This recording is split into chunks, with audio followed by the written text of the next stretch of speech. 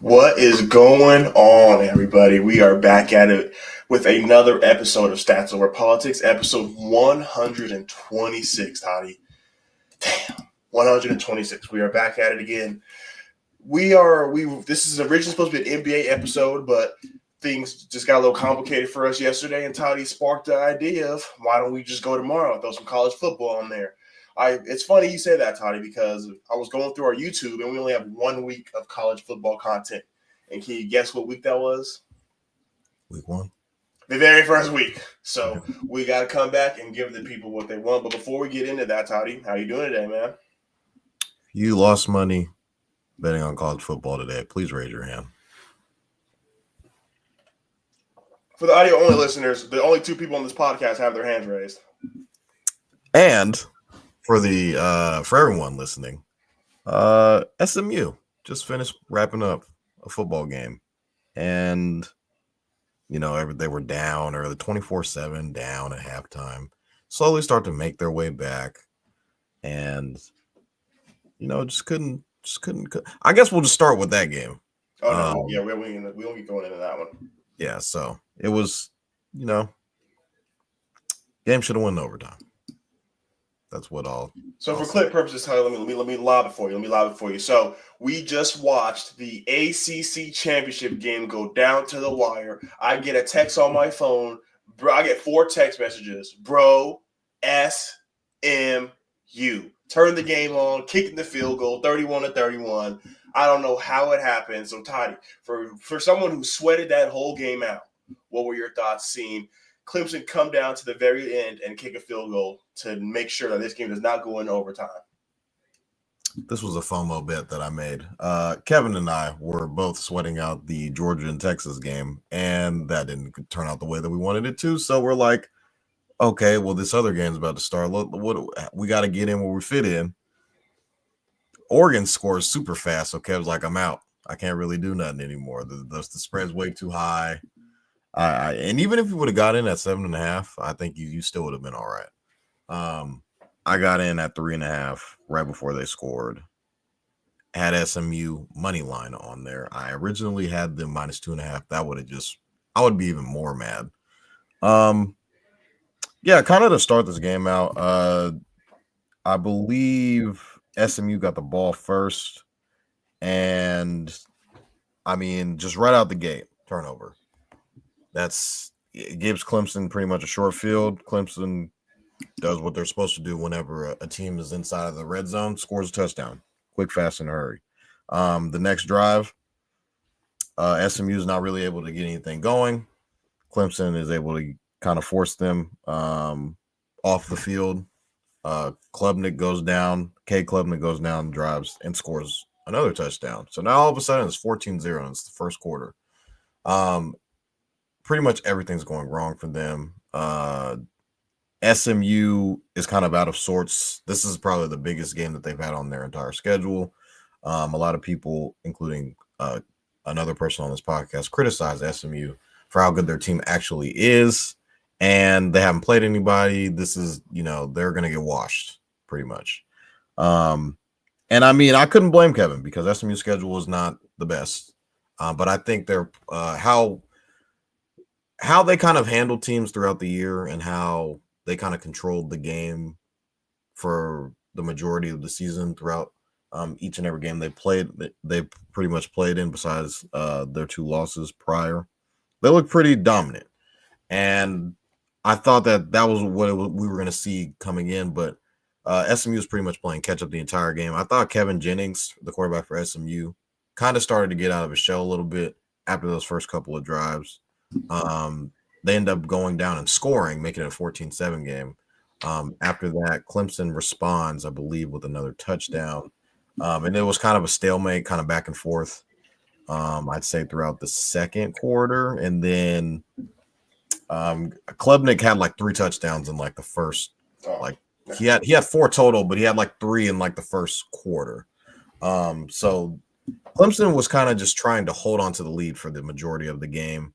I thought SMU's defense, when they weren't like on their own 10-yard line, they played really well in my opinion. Pretty much only gave up like 14 points. 10, they're 21, 13 points, I'd say, for the rest of the game. And I thought SMU's defense, their front line looked pretty stout. They were getting a bunch of tackles for losses. I thought Klubnik put the ball in harm's way a lot early on in this game. There was a bunch of turnover-worthy plays where, like, the ball's hitting the defender square in the chest, and when a DB, they like start running down, put their heads on their head. I've seen a DB do that at least 3-4 times in the second half. Like, that should have been an interception. But yeah, Klubnik ends up with 0 turnovers. I feel like that probably was the story of the game. Those 2 turnovers that Kevin Jennings had early in the game kind of came back to haunt them a little bit. SMU did have, I believe, 2 missed field goals, or 1 missed field goal, if I'm not mistaken. But it was pretty, hard to watch in the beginning stages of the game. But once the second half hit, I thought SMU settled in. Their defense looked really well. Jennings settled in. They were getting the running back involved. Brashad Smith, the running back for SMU, had 114 yards rushing, and he also had, I believe, 34 yards receiving. So an all-around player from their running back. I feel like he was really big down the stretch on the drive to tie it. And next thing you know, SMU is in the red zone about to score to tie the game up with like 16 seconds left. There were a couple of drives before this game where people were questioning Rhett Lashley, the head coach for SMU, whether they should go for it or just punt it. And kind of, I got to give a lot of credit to Rhett Lashley. He trusted his defense, and his defense, they stood tall, I thought, on a bunch of times where they ended up punting the ball back to Clemson. Clemson ended up getting the ball, and SMU was able to stop them, pretty much force, I wouldn't say a 3 and out, but they were able to force, get Clemson a 4th down and end up forcing them to punt. And SMU ended up getting the ball back, and they were driving down the field and scoring. And I thought it was all sunshines and roses. 16 seconds left. What's the worst that could happen? I think Clemson had like a timeout left. You're about to kick this ball, out of bounds. They probably knee it. We go into overtime. Nope. Ball goes into play. The receiver Randall, forget what his name is. It is something Randall. Yeah, he had like a 50-yard return, which basically got them to midfield, and they only needed like yards or so to get within field goal range, 23-ish yards. True freshman kicker. They get I think they get like 20 something yards. They were a little outside of his max range, which was like he had a 51-yarder earlier in the year, but yeah, the kicker came out, true freshman, and smacks a 56-yard field goal to win the game. And I'm just kind of like, what just happened? First of all, how do you let this ball get into play? This ball should have been kicked out of bounds. Like, I don't know what it was, a complete meltdown from the special teams unit, and kind of just, it's literally that close. When the game is that close, it's going to come down to your special teams. And SMU had a missed kick. SMU, fucked around on the last part of the game on special teams. I thought SMU's defense played well. SMU lost a turnover battle, so you only get so many chances in a game like this to determine if you're going to go to the literally the college football playoff. Because SMU kind of knew going into this game, they don't win, they're probably out. Clemson's a 3-loss team already. SMU's schedule didn't really favor them. this was the game. This was the prove it game. Like, hey, you guys are as good as you say you are. You should win this game. Had a bunch of opportunities. I wouldn't be shocked if the committee comes out and says, hey, Alabama, they got to win over Georgia. Georgia won the SEC. SMU, better luck next year. So, for the audio only listeners and for the listeners, we always bring up the group chat. And me and Totty chat throughout the day. And I told him, I sent him delay, and I said, my nigga Joe says Clemson by 3. And first couple minutes of the game, Tony's like, Kevin, you might be right. Joe might have been right. For those of you that don't know the inside joke, his name is Joel, but I thought it was Joe. But like Clay coming Joe in Platt. after the way they started the season for Clemson and now be able to come in here and do this thing, I, like Toddy mentioned, I was the one saying that SMU really didn't play anybody. So they got here undeservedly so. So when everyone the gangster till a gangster come to your front door. You know what I mean? So it was interesting to see SMU compete. They didn't give up. They could have sat down and gave this game up, but they kept going all the way through. So, Toddy, Big Ten football. Unfortunately, this banner does not say Ohio State beats Oregon in Big Ten championship because Ohio you State guys have been playing this game. I'm not even gonna lie. Penn State didn't deserve it, brother. Yeah. They was just there for the knick-knacks and the paddywhacks. But moving on, Oregon beats Penn State 45-37 in the Big Ten championship game. Toddy, what were your thoughts? Oregon started out fast, like Kevin and I mentioned earlier when we were trying to get in on the game. They scored on the first drive. This was like a flex your muscle kind of game. I thought that Kenyon Sadiq, the tight end for Oregon, kind of had like a monster breakout-ish game. 2 touchdowns early. They were looking for him early and often in this game. I thought Dylan Gabriel, Cordell, shout out to Cordell. He hit me up before this game started. He was like, you think Dylan Gabriel's going to throw for 3 touchdowns? I was like, oh, that's going to be easy. They're going to put up points. Oregon is at its best when they're throwing the ball. He was like, I don't know. Penn State, their defensive backs, like, they're pretty good. And I was like, Penn State ain't played nobody. The only team that really played was Ohio State, and they lost that game. And, James Franklin, whenever they play, like, against ranked opponents, it's bad. I saw, like, a stat whenever then the last 10 games, whenever Penn State's an underdog, they're 0-10 straight up. And, like, whatever. They have a losing record against the spread. But this was a game I thought Ohio State definitely should have been playing in. It should have been a rematch of the early matchup. I think it was like week 3, week 4. An early matchup it was at Austin Stadium that kind of went down to the wire where just I don't want to get back into that game. Will Howard, he who must not be named, slid when there was. How you say Will Howard and say he who should not be named? He slid when he didn't have time on the clock. That's neither here nor there. But I thought Dylan Gabriel played really well.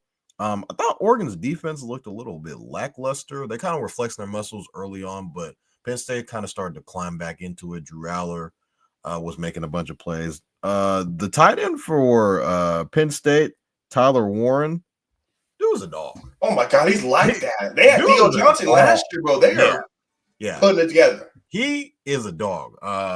He was pretty much the only guy that was really doing whatever he could.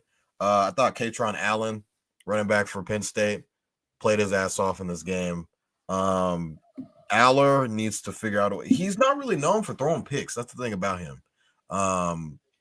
Last year, I think he threw like 26 touchdowns and like only 2 or 3 picks, and those 2 or 3 picks came in the big games.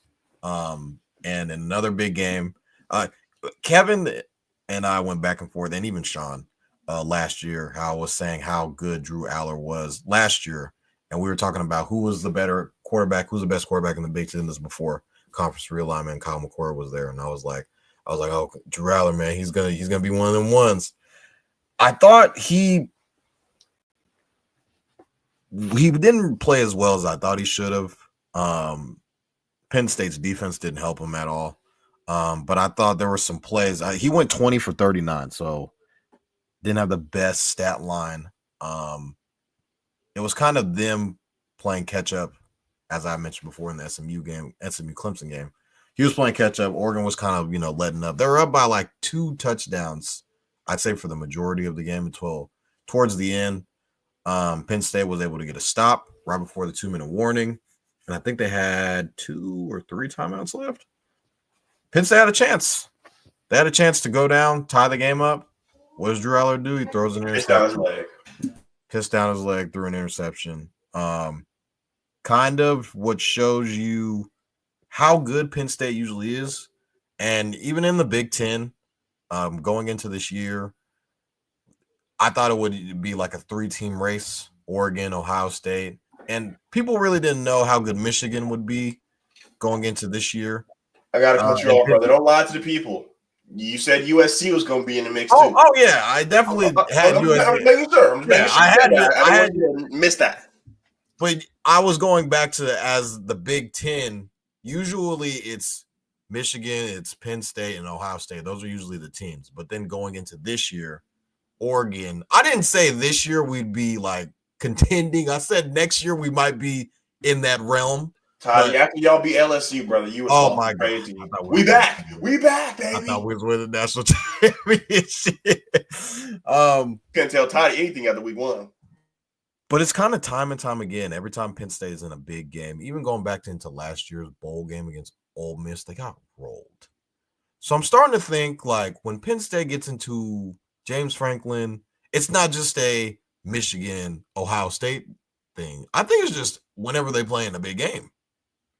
Like Penn State has the dudes, they have the athletes that match up with anybody in the entire country when it comes to just player for player, talent-wise. I think they match up well with the best of them. I just think they always come up short in big game opportunities. And there's another big game opportunity that had a chance to become the number 1 overall seed, win the Big Ten, win your conference, you're stamped.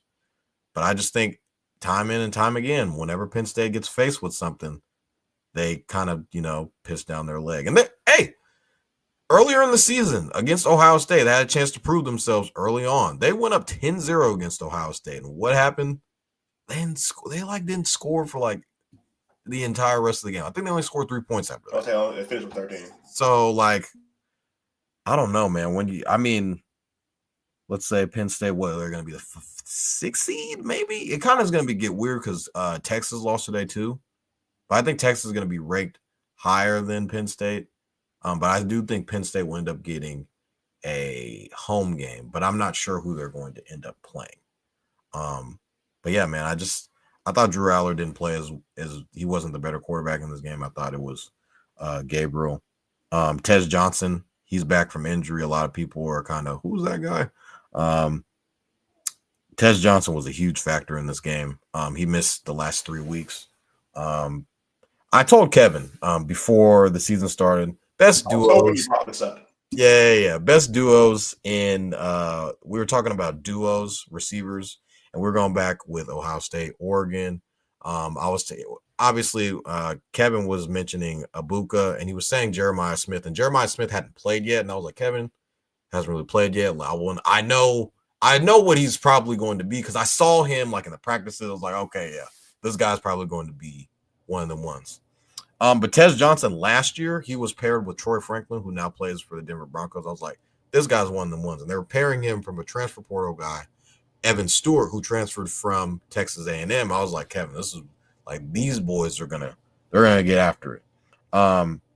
And Tez Johnson had 181 yards, 11 receptions, and a touchdown. I think he came off of something was wrong with his shoulder or something like that. So he kind of like flexed his muscles, saying like, hey, I'm one of them ones coming into the draft this year. So and Dylan Gabriel played his butt off, 4 touchdowns. He went 283 yards, 22. He went 22 of 32. So I thought he played really well. They got a lot of support from Jordan James. Running back had 2 touchdowns on the ground today too. So Oregon looks like they're probably the best team in the country, and they're kind of just like, all right, like beat Ohio State, beat Penn State. They feel like they could beat anybody pretty much. And I felt like it was close until it wasn't. Like Penn State scored that late touchdown. Really, I felt like this game was kind of over. Like they won by 2 touchdowns, but then Penn State got like that cheap touchdown at the end, which kind of made it a little bit close. So I feel like it's Oregon. Who can beat Oregon, really? And Oregon's going to have that first round bye now. and kind of just wait and see who they got to play. I think they play the winner out of like the 5-12 matchup or something like that. I think they would end up playing. They might play y'all. To be honest, they might play Ohio State. And that would be a neutral site game. That's the thing about it. So the first round, so all the first 4 teams they get a first round bye, and then I think it's 5, 7, and 9, or however the seeding goes. They would get home games basically, so that'd be like a home playoff game. After that, it's all neutral site games, so it's not like you'll have a home field advantage, which I think maybe going into it, teams should it should be a home versus away game, kind of like in the NFL, which is what college football is working more and more towards every day.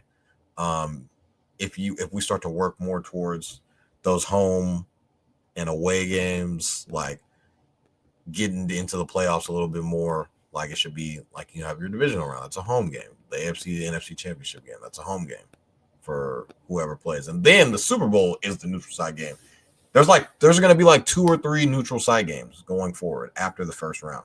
But I feel like that's more of these bowl games are trying to stay relevant. They're trying to, get as much money as they can and so on and so forth. So that therefore they keep the tradition of having, like the Sugar Bowl, the Rose Bowl, things of that nature. So that's how they try and incorporate everything else. But I kind of like having the home playoff games. Those are pretty cool.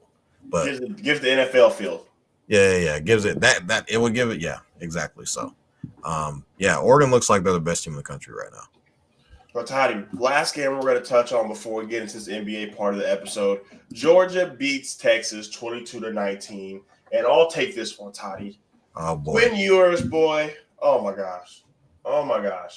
I don't know what it is. Like he has 6 turnovers in the 2 games that they played it against Georgia. That's 6 turnovers and like 2 touchdowns. And Georgia's their boogeyman. I feel like when he plays, Georgia's he's just too cool. For those last 2 plays before the third down where he threw the flat for the field goal in overtime, 2 jump balls. Yeah. All game hasn't worked. The game before they got down to the 15, they did get a PI in the end zone. But before that, it was really just check down Charlie. Georgia came in here with one of the best defenses in the country, and they showed Texas. The SEC, you can't just walk in and win the SEC. The SEC still runs through Georgia. They're out of the past 2 years, they won 2 national championships. Georgia is that team now. So they are showing, even with a backup quarterback, when the quarterback went down, I'm texting Totty, he's giving me a scout report about a whole different quarterback. And I said, Totty, I think this is Gunnar Smith. I don't know who you're talking about, but my boy Gunnar is warming up.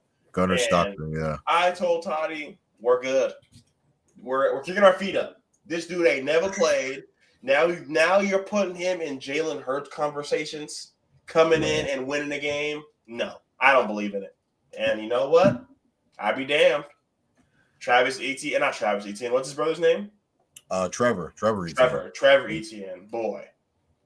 He came in this game questionable. He single-handedly carried this team. They couldn't do anything throwing the ball, but they were able to hand that ball off, and he was able to put his head down and get over the end zone to really make this game a game. Because if you look at this second half score, you would have thought this was a very interesting first half. Like Toddy said, we were sweating it out. It was 6-3. 6-3. So it was a big second half. Texas had one good drive, essentially, that they went down there and they looked amazing. And Toddy and I will say this over and over until we are blue in the face. When the backup throws that pick and you don't take that to the house, changes everything. You take that to the house, game's over. Toddy, what were your thoughts about Texas? I don't even know if people want to really call this an upset, but Georgia upsets Texas 22-19. Yeah, I mean, the first matchup had me just questioning what happened, what went wrong, what they came out and they slapped them 30-15 at home.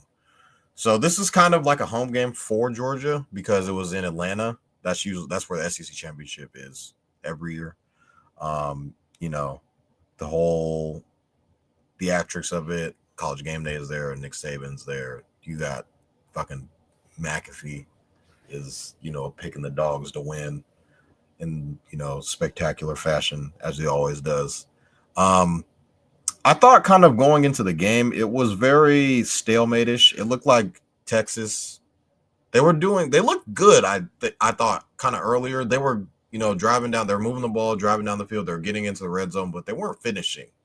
So they were kind of leaving the back door open. They were kind of, letting Georgia hang around. Georgia wasn't really able to get anything moving offensively. I thought Matthew Golden for Texas was virtually unguardable. He had 162 yards, 8 receptions. And then DeAndre Moore, he had the big touchdown in the second half. But Georgia was kind of just getting key stops in the red zone. They weren't really letting them score.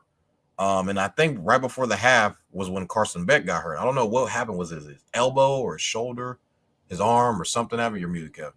I don't know. Elbow. Yeah, so he hurt Brock Purdy.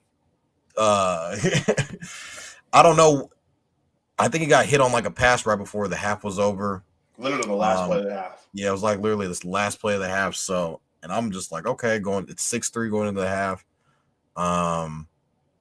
Yeah, the backup's coming in. I'm texting Kev. I'm like, it's Jaden Rashada. He was the freshman from Arizona State transfer. The guy who was suing Florida. There was like a whole fiasco about him, saying he was supposed to promise to get this, didn't get it, blah, blah, blah. It was a whole thing. I thought it was going to be him, but it was this other kid. He's not. Kev was like, nah, this other dude, Gunnar Stockton. He's warming up. I'm like, who the fuck is Gunnar Stockton? I've never heard of him in my life. Sophomore, kid from Georgia. He grew up not too far from the campus, I believe, if I'm not mistaken. But he's a running threat he's a dual threat quarterback, so he gives a different element of what Carson Beck brings, and that kind of opened up the run game for Trevor Etienne to kind of just run like he's prime Barry Sanders in the second half. And pretty much on the first drive of the game, first drive of the second half was more yards than they had in the entire first half, and they went down and scored. And that kind of like changed the momentum of the game. And Texas was like, okay, well, let's see if we can answer. Texas kind of pisses down their leg, not really able to do anything, showing shades of what the first game literally was like. And it was, okay, I've seen this movie before. Georgia's starting to big dog them a little bit and kind of be like, yeah, this is the SEC, like we've been doing this, blah, blah, blah. We get it, you're Texas. But Texas seemed a lot more finesse. I thought their D-line played really well in this game, better than it did before. I just think I feel like if Carson Beck plays in the second half, Texas probably wins this game. But I think the different element that Gunnar Stockton was able to bring, being a threat to the run and, being able to make plays in the passing game, kind of threw Texas off a little bit, which is weird because they go up against a dual threat quarterback in practice every day, Arch Manning, who a bunch of people thought, one of those guys on the podcast, thought should have probably been playing the second half. I just, the game ends up going into overtime. Kevin, the game was virtually over. I'm not going to lie. Like right before, I'd say a couple of minutes before, really all Georgia had to do was run the ball, and they probably would have been able to kick a field goal and go up. I think it would have been like 16-10. But Stockton throws a pick and nothing but green grass in front of him. The band should have started playing. Nothing but green grass was in front of him. He had a defender in front of him, kind of like celebrating right before like he catches the interception. And I don't know who the guy that ended up tackling him, I think it was a tight end, ends up catching him, runs right by the guy that was kind of celebrating him. If he would have just turned around and blocked him, the guy would have ran in. Just get your hands on him. Stay in front of him. Do something. He would have ran straight for a touchdown. And that would have been because Texas was literally not able to do anything on offense besides the big run by DeAndre Moore Jr. That basically scored the only touchdown that they had in the game. That would have kind of just took the whole air out of Georgia. They would have had to drive down the length of field and score a touchdown rather than kicking a field goal, blah, blah, blah. It would have been a whole thing. But game ends up going into overtime. Texas is unable to score. They drive down the field. They get into the red zone, but they're unable to score, as Kevin pretty much mentioned. Texas get the ball first in overtime. not really able to do anything. I think they're able to get a first down. They convert a third down in overtime, and just are unable to punch the ball in. That's kind of was the story of the first game. They were unable to score in the red zone. Second game, kind of the same thing. Georgia's able to get stops, key stops in the red zone, not really letting them score touchdowns, kick field goals. And what does Georgia do? They get the ball. Gunnar Stockton, or really they feed ETN. Gunnar Stockton, they ran a similar draw play in the beginning of the play where they spread. I think they go like 3 wide, 3 to the left, and kind of just spread the entire field out. And Gunnar Stockton just runs a draw. And right before this play, I was like, Kevin, they're gonna run. I screamed at the TV. I was like, bro, it's gonna be a draw. I knew this play was gonna come. Gets into the red zone, his helmet comes off, and they were about to call targeting, but the guy ended up leading with a shoulder. They're inside the 4, and so the rule in college is if your helmet comes off, you got to come off the field for one play. They don't have a quarterback, so Carson Beck has come back in the game. You just see him with this dead shoulder. He's running Driving that way. Bro, I swear, this is literally like a scene in Friday Night Lights where it's like, Mike, you all right? I'm all right. And so he hands the ball over to Trevor Etienne, and he just walks into the end zone. And just Georgia's the SEC champs. Our parlays are dead. And I'm just like, bro, what? Like, Texas has so many chances to win this game. And they just kept letting Georgia they're stringing them along. They were just like, hey, we're just gonna kick a field goal here. We're not gonna score touchdowns. I feel like that was really the game. And turnovers. Quinn Ewers just every time he plays against Georgia, man, it's crazy. A lot of people are gonna call out Texas saying they don't got any ranked wins. They're the most fraudulent team in the country. I think I saw something saying that, hey, Texas lost today, right? But they're either going to play Arizona State or Boise State. They're going to be favored by double digits probably in both of those games. And they'll probably cakewalk to the quarterfinals. So your season's not over. I feel like there was a game that they should have won. But if you kind of look ahead, I feel like it's a lot easier for them now. So before we move on, we have Alex joining us. So we're going to throw her onto the screen right now. We have the state champion joining us for the NBA segment of the episode. Before we get this rolling, you guys, a little bit more parlay talk, Totty. I don't know if you're watching. Kentucky beat Gonzaga by 1. They won? So if, Texas would have won. Texas didn't shit themselves, I would have hit 2 lays. So either here nor there. We are moving on. Alex, thank you so much for joining us on a late night. How are you doing? I am swell. All right. Okay. We got confetti going. Okay, so yeah, Clemson on your line. Let's get right into it, Toddy. What do you have for us for this week in the NBA? I hope I'm not stealing anybody's. My this week in the NBA was Franz Wagner. And the news came out today that he has like a torn oblique, like the side of his oblique. Mm-hmm. But same thing as Ventura. What is going on? Like right before, so Paulo goes down, right? He has like a 50-point game. And a lot of people were kind of questioning how good Franz Wagner could be because of his struggles in the playoffs.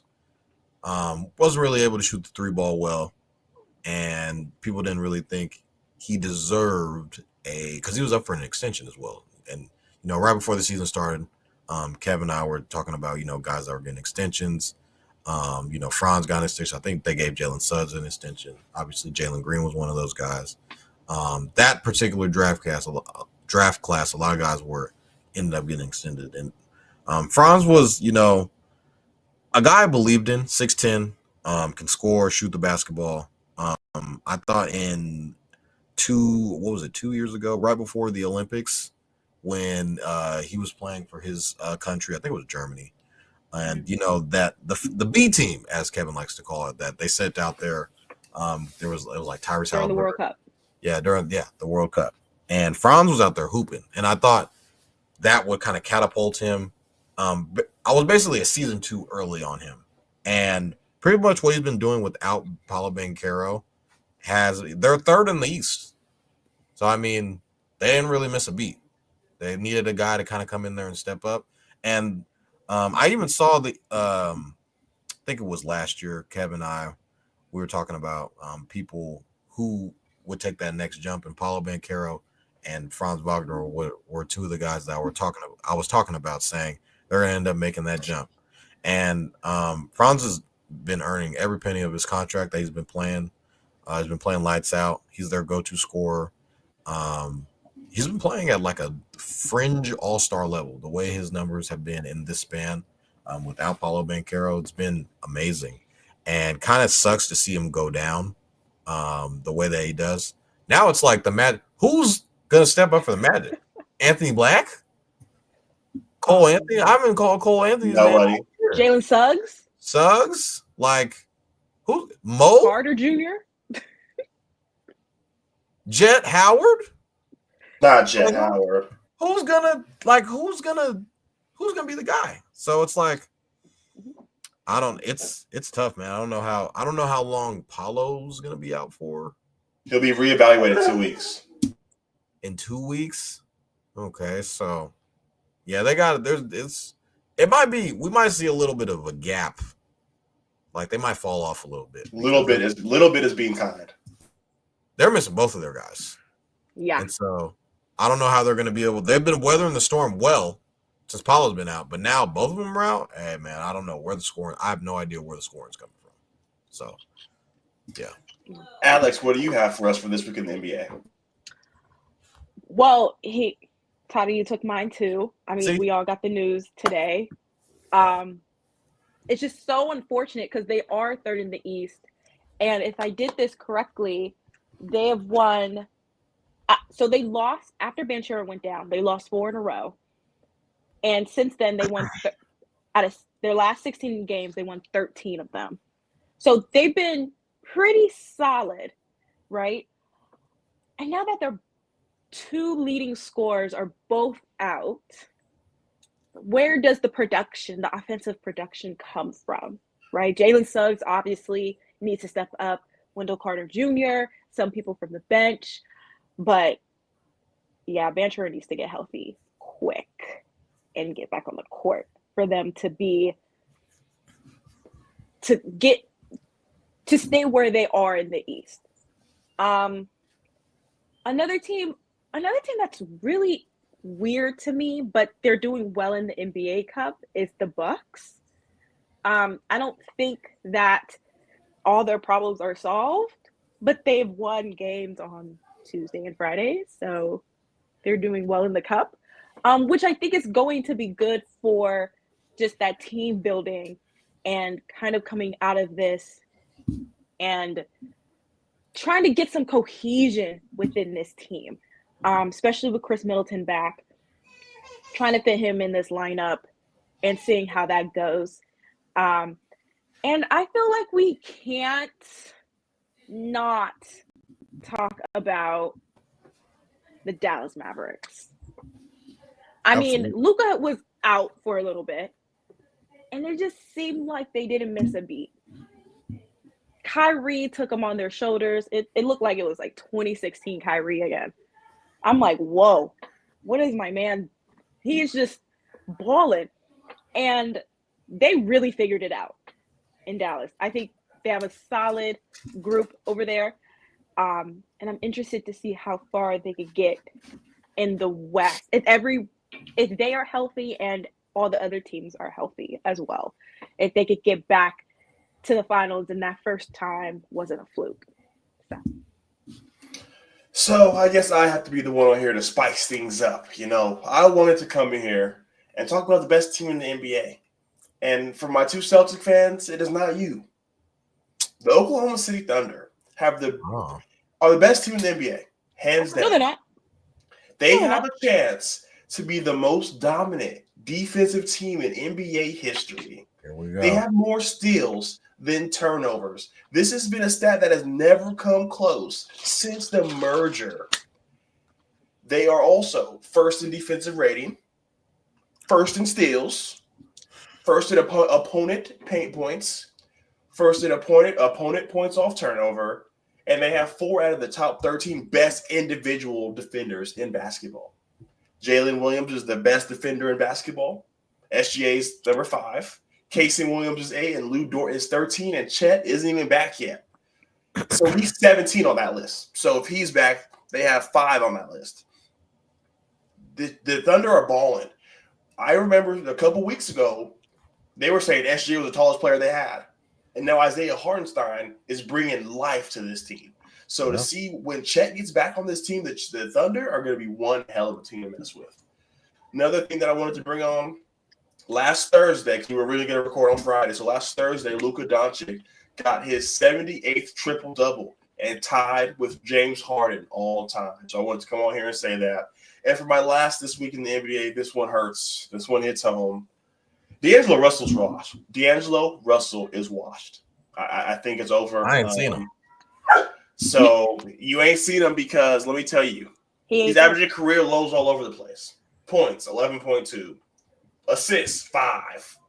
2.3 rebounds, career low. 38.2% from the field, career low. 28% from 3, career low. 50% true shooting, career low.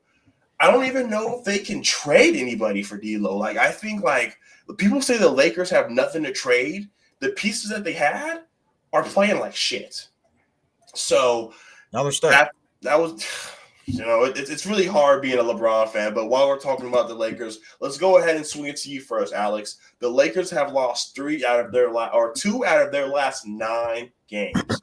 The Lakers started off really hot. They're one of the best teams in the NBA throughout the first 10 games. We've seen LeBron James struggle. We've seen him be not efficient. He's come out and said that he was really striving to play 82 games this season. So, Alex, I just have a simple question for you. Can the Lakers turn this season around? And I'll give you a simple answer. No. I think kind of what we all have been criticizing the Lakers. I never thought Darvin Ham or whatever other head coaches they had, it wasn't, yes, their coaching abilities wasn't great, but that roster construction was the reason why they will never get far. And they had that one shining season when they made it to the Western Conference Finals. I don't even remember how they even did that. Anywho, I wrote down some stats. First of all, they are ranked 27 in the NBA in defensive rating. That just says it right there. It's just, they're just not consistent. They have all of these pieces that don't play defense on a night-to-night basis well enough to win games, right? And I always said this, LeBron cannot be your second leading scorer if you are trying to win. LeBron can carry you for a few games, but he cannot be your second leading scorer. Especially when Anthony Davis is having an MVP type of season. Like, they really need some roster reconstruction. But like Kevin said earlier, all their pieces are playing horrendous that no one wants them. Their value is so low. And so now that Vanderbilt might be coming back, but like, is he really going to help steer this ship around? I don't think so. But yeah, I just think they're stuck in this cycle. They have really been in the last 3 years at least of just this roster. It's just not good. They need to trade someone.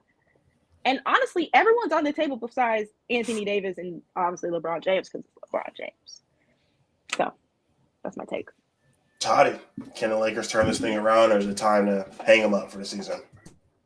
I think it's a long season. I think when JJ first started out, they started out hot. They were 3-0. A lot of people were saying JJ Redick. Told you, hey. You guys laughed at the hire, but hey, look, 3-0.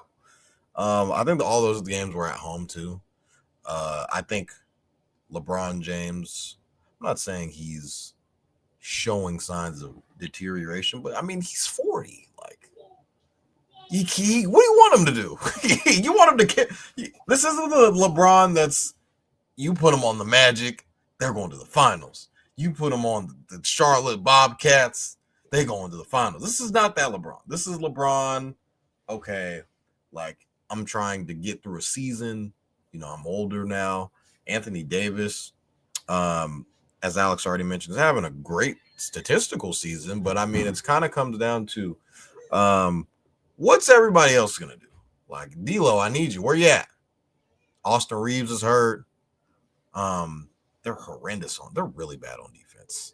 They went up against the Hawks, and the Hawks last night, as Ice Tray hit the game winner last night. It's my boy right there. They were going kind of neck and neck with the Hawks, and the Hawks are usually a team they're terrible on defense, but their philosophy is they're going to try and outscore you. And I feel like when the Lakers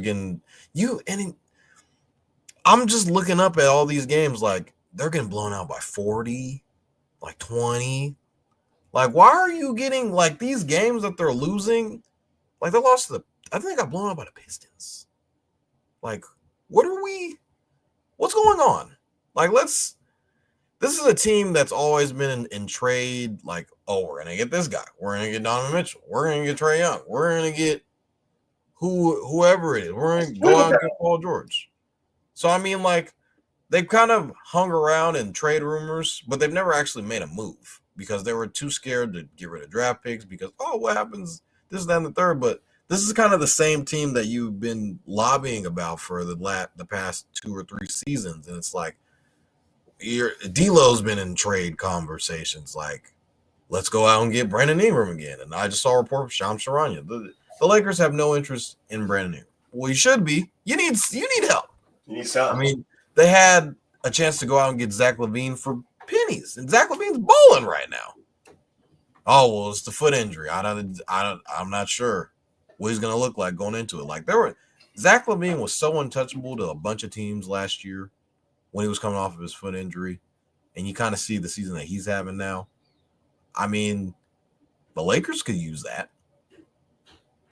The Warriors, they pass on. They probably would kill for Zach LaVine right now. But I mean, if you can't play defense, you can't stop anybody. It's gonna be tough to win ball games. I mean, that's just kind of what it comes down to. The Lakers started off, pretty hot, and the league started to kind of figure them out a little bit. I feel like that's kind of what they're going through right now. They're going through a bunch of defensive struggles. They can't shoot the 3 ball that well. Seeing some positive flashes from their rookie in Dalton Connect, but he's a rookie. Are you going to just rely on him to do? You're going to have to kind of go with the motions.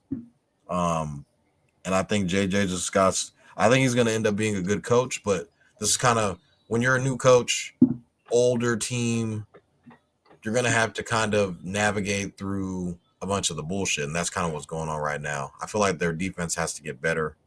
I wouldn't rely on Jared Vanderbilt. When's the last time he played a game? It's been a while. Last season? Yeah, so it's like, how are you going to get better on defense?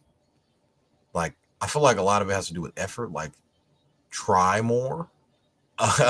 Like, it's just, I'm sick of just seeing, like, turn the game on and the Lakers are down 30. Like, what's going? It's the third quarter. Like, what are we doing? So, I mean, they gotta shoot the ball better. They gotta play, defense. And I mean, what do you want LeBron and AD to do? They're already putting up all-star numbers. They're already putting up all-star numbers. Like, we're not playing 2-on-5 here. It's a 5-on-5 basketball game, and I feel like everybody else kind of has to chip in and contribute to the team. But I mean, the stars are doing what the stars do. The defense is bad. They're not shooting the ball from 3 well, and a 3-point shooting league now, that's not good.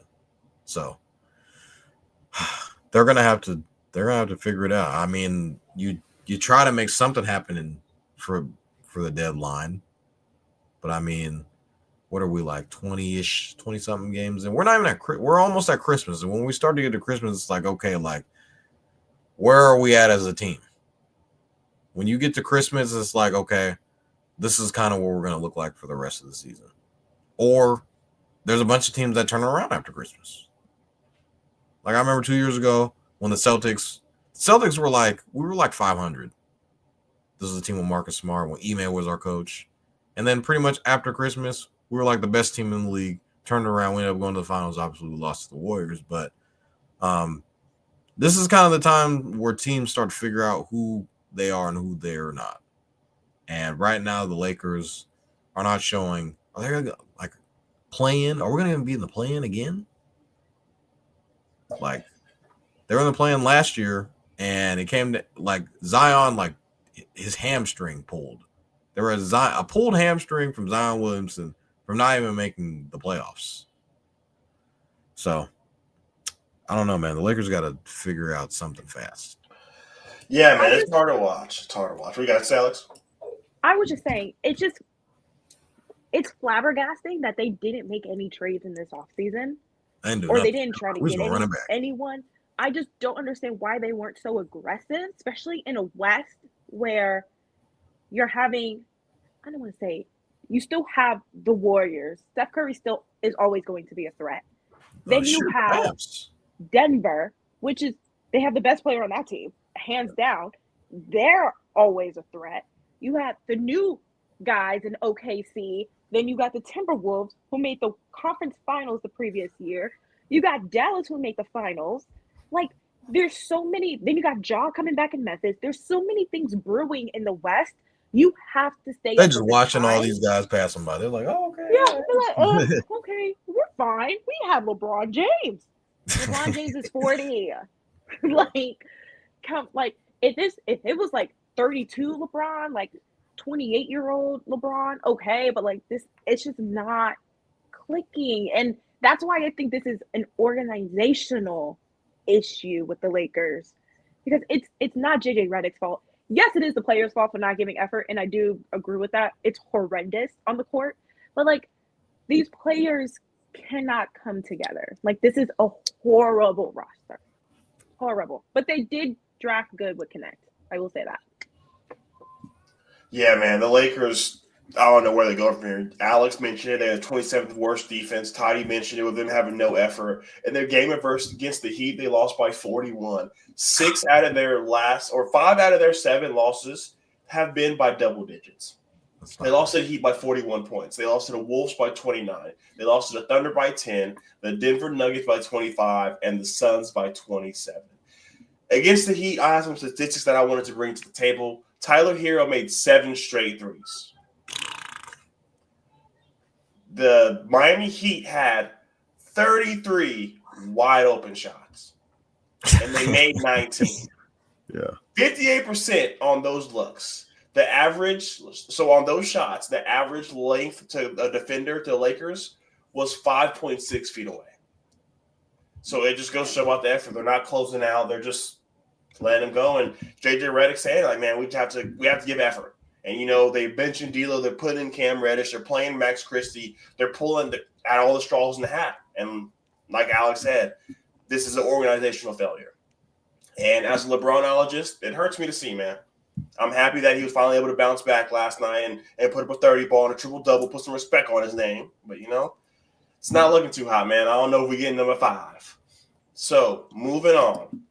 Last week, ESPN came out with their top 25 players under 25 years old. So I wanted everyone to bring their top 5 players under 25 years old. So before we get into our list, I wanted to break down the ESPN list. So from 1 to 25, we have Victor Wembanyama, Anthony Edwards, Paulo Banchero, Franz Wagner, Chet Holmgren, Tyrese Halliburton, Tyrese Maxey, Evan Mobley, Jalen Williams, Alperen Sengun, Scotty Barnes, LaMelo Ball, Cade Cunningham, Darius Garland, Brandon Miller, Zion Williamson, Jalen Suggs, Derek Lively, Jalen Green, Tyler Hero, Amin Thompson, Dyson Daniels, Tari Eason, and Bilal Akumbi. Yeah, well, I'm not even going to say his name. The dude for the Wizards. Yeah. I can't even pronounce it. So to start off this top five, I'm going to go ahead and give you guys my top five players under 25 years old. I believe what we all have. And, I think we might have some difference in our list. But for me, what you got to say, Alex, before you go on? No. I think all across the board, we all know who the number one player is. So I don't know. I think Totty might be different. I think you're not going to have the same one I have. So my first player, Victor Wembanyama. Oh, my. See, I told you I was getting some size, some eye rolling. Second best player under 25. Drum roll, please. I have the one and only Anthony Edwards. I have him at 2.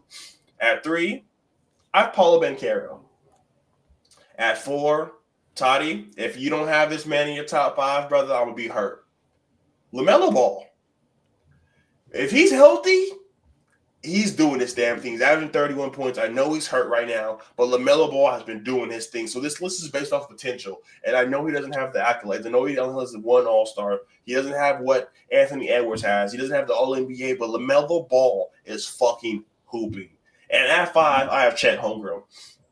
And I actually went back and forth on 5 because I really wanted to put Brandon Miller in here. I really wanted to put Evan Mobley in here. I really wanted to put Tyrese Maxey in here. But it was crazy to me that I named 5 players before I got to Zion Williamson.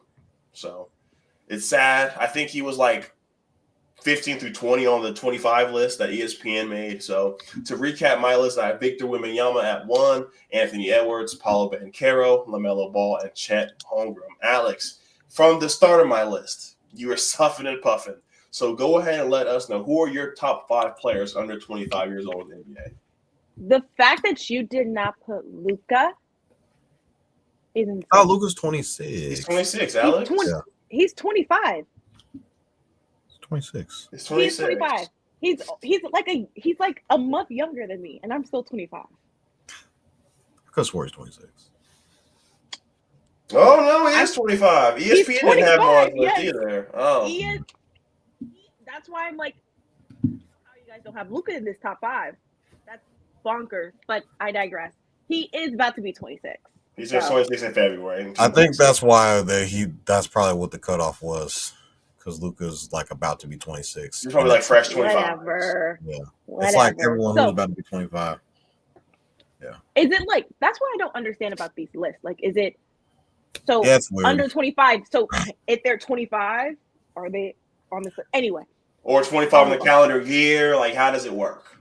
Yeah. Technically, because Luka's going to be 26. In February 28th. February 28th. He'll be 26. Well, that's why I feel like he's not on the list. But I mean, technically, he should be on this list. But I'll say he's not on. I just would say he doesn't make the cutoff. Okay. If he's not on the list, then I will not put him on the list. So I guess my number 1 will be Ant, obviously. Okay. My number 2 is Banchero. 3 is Victor. And 4 and 5 is a real big toss-up to me. But I think I'm going to put Tyrese Maxey at 4. And John Morant at 5. Oh, hell no. Is John on this list? John's 24. He's 24? He's born in my year. He's born in 99. So I know he's under 25. Yes. Okay, so I think the cutoff is you have to have just turned 25 because y'all turns 25 next year too. So I think you have to have just turned 25. I think that's how the cutoff. He turns 26 next year. He turns 26 next year. Okay. Need instructions. Yeah. Okay, so I'll take him off and I'll put. I will put Sangoon. If I said his name. Okay, so run us through your 5 now. All right. So my 5. I got Ant at 1. I got Banchero at 2. Victor at 3. Tyrese Maxey at 4. And I got Sangoon at 5. All right. So out of the first 2 lists, we had 2 different number 1 players, Toddy. So go ahead and start us from 1 to 5. Who are your top 5 players under 25 in the NBA? Yeah, give me Ant at 1. I saw Ant do. He had a breakout superstar year. I think last year was kind of his superstar year campaign. Adidas, went to the conference finals.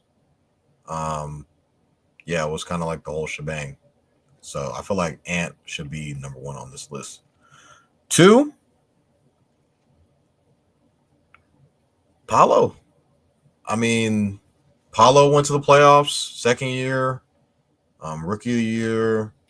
Like, it's kind of like, what have you done for yourself in the league? So that's why I'm kind of based off of. I get what Kevin's basing his list off of. Potential. Yes, Victor could probably be the best player on this list, but we haven't seen it yet. He has to kind of go out there and prove it. Paolo was an all-star last year. Went to, like I said, took his team to the playoffs. And I feel like Victor's probably going to be on that. He's going to be on that trajectory probably this year. But this team's probably going to be shit. So that's my only thing. Probably Victor 3. Just his potential, what he's able to do.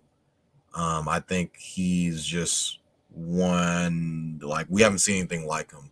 So I think if he figures out a way to consist, like, if he could just figure out a way to just get easy buckets, he'll be like literally unguardable. Like right now, he's kind of figuring out like, oh, I can shoot the 3 and like I can hit 6 threes. But like realize that, oh, I'm 7'3", no one can really, like, I'm taller and bigger and I'm taller than you and I can get by you. Like he figures out a way to just get those easy ass like dunker spot like points. It'll be like easy, like insane for him. And he's already, you know, probably going to win Defensive Player of the Year at some point. So him being able to protect the rim is crazy. So Victor at 3. I'm going to go with LaMelo at 4. I think LaMelo is just like his only thing is he can't stay healthy. I feel like that's kind of a problem with him. These last couple of years, he hasn't been healthy. And I feel like whenever he is healthy, like he was playing like with the best point guard in the league. Like he's putting up those type of numbers. And he's doing one-legged step back. You see LeBron do a little one-legged come off the screen. It was ugly, but I mean, like, yeah, it was cash. So I mean, hey man, LaMelo is just, I think he's one of them ones. Okay. 5, I have Jalen Green. I'm a Jalen Green guy. Kevin, though. Kevin knows. Brother. You talking about what have you done for me? Projection. He had a baby. That's all he's done for the NBA. That's all he's done for the NBA. He had a baby and he turned up. I feel like what the Rockets have been able to do this season is showing me that, okay, like this is the guy who I thought was drafted at 2 once upon a time, can go out and really do things. Now I want to see him in the playoffs. I want to see him, you know, in tight game situations last year, those last couple of games to kind of catapult them into the play-in-ish spot. It was a little bit too little too late for them, but I saw something in that little span. I was like, oh, whoa, like this guy is like, he can be one of those top guys. Now, a lot of people might not agree with me on this list. You probably put Chet Holmgren on this list, which I don't have a problem with. Franz Wagner, the way he's been playing, I feel like it's recency bias, but he's been hooping as well. Another guy who I looked down this list, Cade Cunningham. I'm surprised Kevin didn't mention his name, the way how he kind of like, bro, Cade can do this, he can do that. He said on the podcast before, like, Cade can do almost anything. So, I mean, he's kind of like stuck in Detroit. But I think Ime Udoka has a huge reason of why Jalen Green has been playing as well as he has been these past couple of seasons. Ime has, you know, experience with, you know, it was only for 1 year. But that 1 year, the Celtics went to the finals, and they were 2 games shy of winning an NBA championship with Jaylen Brown and Jason Tatum.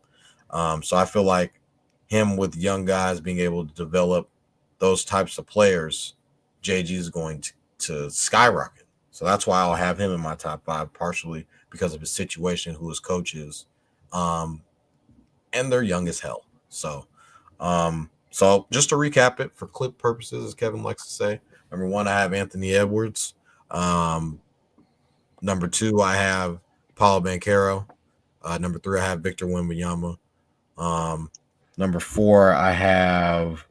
Wow, why am I blanking on who I have 4? LaMelo Ball. I have 4, and then number 5, I got Jalen Green. So I figured out the confusion before you go, Alex. Oh, we all see the bottom. Top 5 players under 25. So it got to be under 25. So it's not 24. equal to 25. So 25 cannot make the cut. Under 25. So 24 in a day. So I was like, man, how the hell does ESPN put out a list without John Morant and Luka Doncic? It doesn't make sense. I was like, ESPN doesn't fuck this up. So I read and I was like, under 25. It's under 25, yeah. Okay, that makes sense. Because I always get that confused.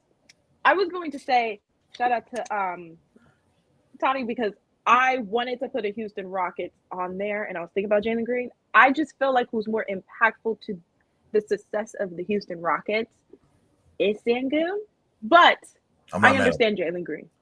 But I'm glad that we all have at least 3 players that we all are have on our list. Yeah. Different numbers, but 3 players. That's solid. I'll take that. You know who none of us said? Zion Williamson. That's sad. That's depressing. That's really sad. Bro, at a Duke, he's like 24. 24, I think so. Him coming out of Duke, like, it was like, bro, like, how is this guy not going to succeed? But there was always that question, is can he survive an 82-game season? We saw him at Duke kind of like, oh, he's got a foot. In 30 games. It was like he was kind of struggling to play, like Kevin said, 30 games. And now in this 82-game season, it's like, oh, hammy, I'm out 50 games. Definitely. Calf, another 25. So it's like like I said, going back to the playing game last year, he had a 40 ball. And literally, like, the last couple of possessions of the game, hammy, I'm done. When he's healthy, he's an all-NBA player. Well, we can all agree.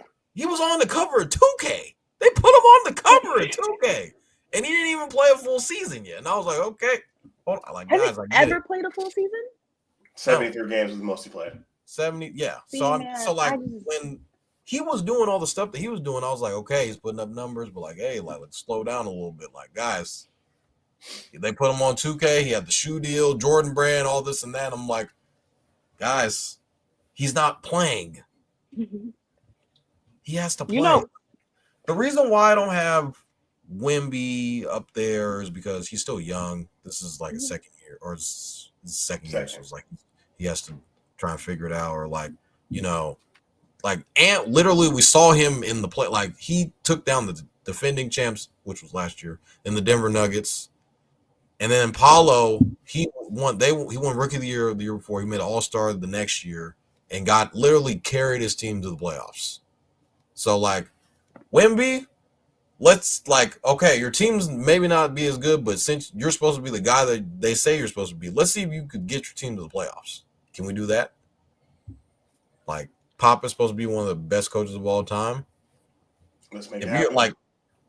Like we start talking about, like, Luka, he just went to the finals. A lot of people are talking about him like, oh, they make it to the playoffs and they lose. Like, Luka, they went to the finals last year.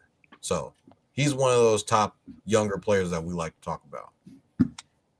I do have 2 extra players I want to give some love to that don't make the top 5, but I think are top players under 25.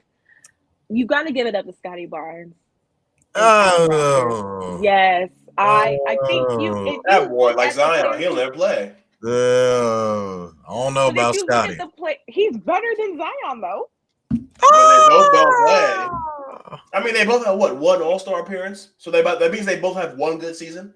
How good is Scotty Barnes? I just feel like I think Scotty Barnes and the Toronto Raptors could potentially make the playoffs. No. I don't see it. I'm sorry. Obviously, they're going to make. Obviously, they got to go to the play-in. I can't do that. But you might blow up on TikTok with this one, Alex. Alex might blow up with this one. I'm telling you.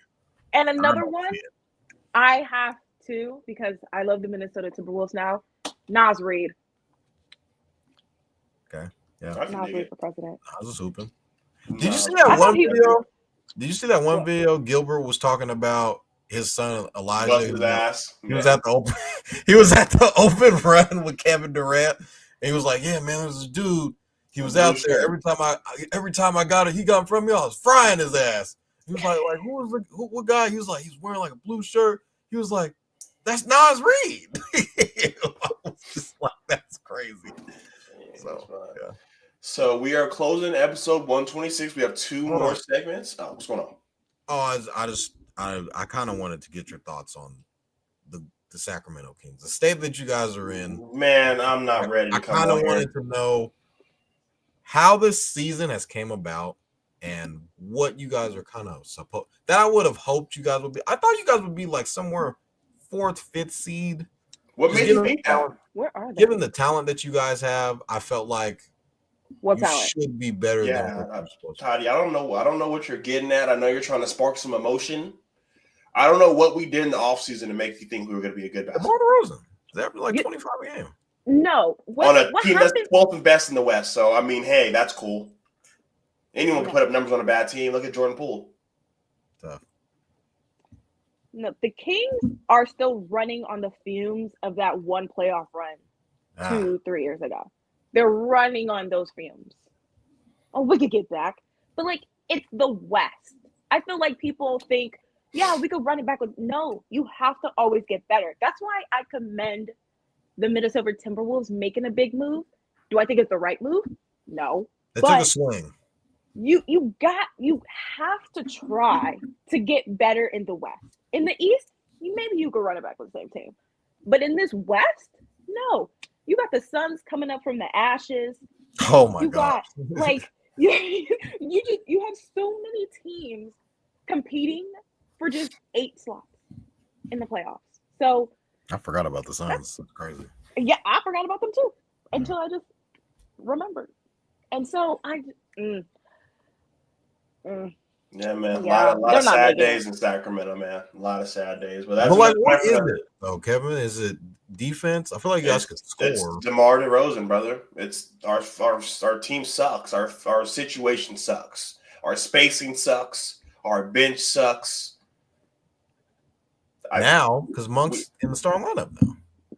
I mean, before we had the number 1 offense 2 years ago. Last year we had a top 10 offense. Now we have 20th best offense.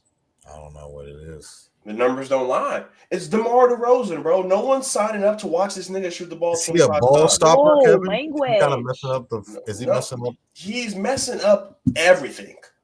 He can't shoot a 3 unless it's in the corner. So now we have 2 non-shooters on the starting 5. Keegan Murray, 2 seasons in the NBA, averaged 17 shots. He shot in 17 shots 1 time this season. He is averaging 11 shots per game. Okay. It's a lot of things going on. Kevin Rowland now. Yeah, it's late. I don't want to keep you guys up all night. We can ramble about the Kings forever, but I've been telling Alex and I've been telling Totty, we'll bring maybe when this comes up to relevance closer to the trade deadline, but it might be time for us to hit that red button. But moving on, we have a this or that. This was supposed to be on Friday. So I understand that now both of these players are hurt. So we're going to move forward as if these 2 players were not hurt. Let's pretend, guys. So this or that, Franz Wagner and Paolo Banchero. Like duo? So First name, Jimmy and Bam.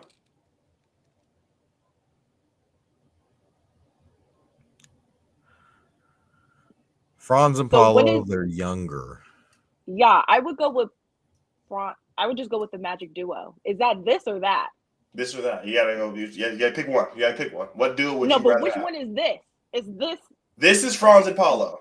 Oh, this. No, you don't have to say this or that. You can just pick whichever one. You don't have to say this or that.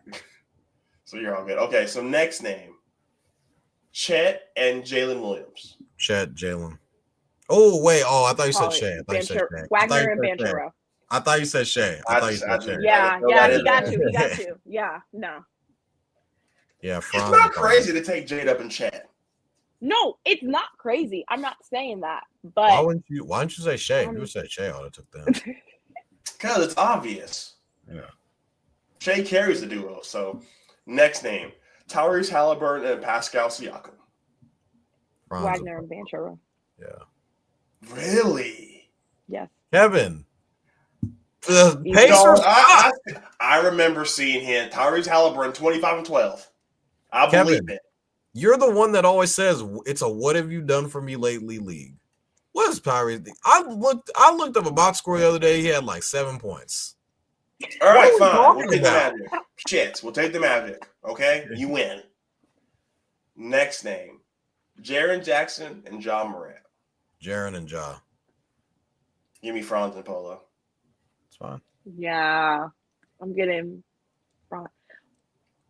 yeah. JJ is just a little Jaren Jackson. You don't know what you're gonna get from Jaren Jackson every night. you really don't. He's really inconsistent. Like he could be I think he just dropped like 27 today or something, and then he could just drop like 12 or like 10 and then be in foul trouble. I'm interested to see what you guys say next with this one. We were talking about the Rockets all podcasts. Jalen Green and Alfred Sengun. I'm gonna stand on business. Go with JG and Alperen Sengun. Yeah, me too. Sengun. You guys both said it's all about what have you done lately. Kevin, one All-Star out of the four Kevin, names. Kevin. But like you really This have will to look be at Sangoon's this will be game. something we will revisit at the end of the year. Dude, Franz Wagner could be one of the best two-way players in the NBA. Jalen Green's not that. Okay. Also, at least Jalen Green and Sengun, at least they're not injury prone, but like they're playing healthy. Yeah. Even though Banchero and Wagner are healthy, this is like their one injury. But I just feel Sengun's game, I really like his game, and I feel like it doesn't matter who's in front of him, he's going to almost do a triple-double. Like he's almost like a smaller, younger Jokic. All right, we got 3 more names. Jalen Brunson and Karl Anthony Towns. Oh. Jalen Brunson, Karl Anthony Towns. I'll say Franz and Paulo. I'm going Franz and Paulo. I get it. I know Cat's big purr doing his thing this year. This is I've seen Cat in the playoffs way too many times. You know, I know we only see Franz and Paulo once, and Franz didn't play great, but I've seen Cat for a while. I've seen Jalen Brunson in the in the playoffs. Are you kidding me? Yeah. But does he carry that duo over Paulo and Franz? Yes. You don't think Paulo and Jalen battle each other out? The Knicks are playing. The Knicks haven't been playing as well as they should be, but it's but it's the duo. I feel like they look really good on paper. The on paper versus on the court. It's not really translating. But I'm just saying, Cat could have an average game. Jalen, you know what you're going to get from Jalen Brunson. He'll drop 30 plus. And Wagner in the playoffs, like you said, Kevin, little iffy. We only got 7 games out of them too, so they're still very young. I will go with Jalen Brunson and Cat. Second to last name, Julius Randle and Ant-Man. I'm biased. Ant and Julius Randle. I think Julius Randle really blows that whole duo over there. I think so too. I'd have to go with back. Ant. I gotta go Ant. But just like with Jalen, does Ant carry them over these two players? Kind of. Like if you had a duo, you can yes. get Anthony Edwards, or you can get both Paulo and Franz. I think we all want Paulo. I want Ant. Never mind. Toddy, who you on? I don't know. That's a close one because Ant is just he can do it all. Now that he got a 3-pointer. I'm gonna say Ant, and I just think Ant and Julius, like Ant overpowers those two right now because it's still fresh, even though the Magic are playing better. But I just think what Ant's able to do, I've seen Ant carry a team to the conference finals. So, last name, James Harden and Kawhi Leonard. Yeah, Franz and Paulo. Well, I don't know if Kawhi's ever going to play. I don't know if when is he playing?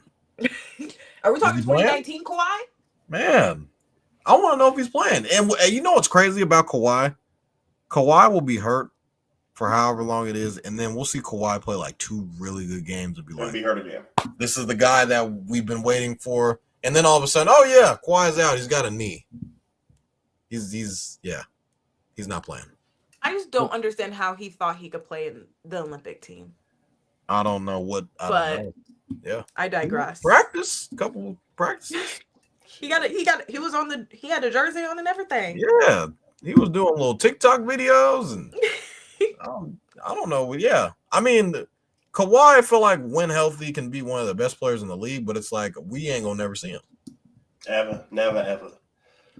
It's giving me Zion issues. Like Kawhi is up there, but I've already seen Kawhi's potential. So like it's really unfortunate that he gets injury after injury. But like Zion, you never really seen him like get to the top. Really come out like the breakout season. Yep. And so yeah, I'm gonna go with Wagner and Banchero. It's crazy that we saw Kawhi on the Spurs teams. Like Kawhi was playing Young Kawhi. Tim Duncan and Ginobili and Tony Parker. No wonder they Yeah. won a championship. He was coming off the bench. He was coming off. That's crazy. But all right, ladies and gentlemen, that is going to do it for episode 126 of Stats Over Politics. Alex, we want to thank you again. I know it's a late episode. I want to appreciate you. I know you had your night on the town and jumped on with us afterwards, so we thank you greatly. We had a lot of college football news. We had a lot of NBA news. We will see you guys back on Monday to recap NFL Week 14 of the NFL season. And with all that being said, Kevin Dent, Jaevon, Totty, Alex Dent, we are signing off. That is episode 126 of Stats Over Politics. You guys have a great night. Like I said, we'll see you on Monday. Go Birds. SU, you did not get into the playoff.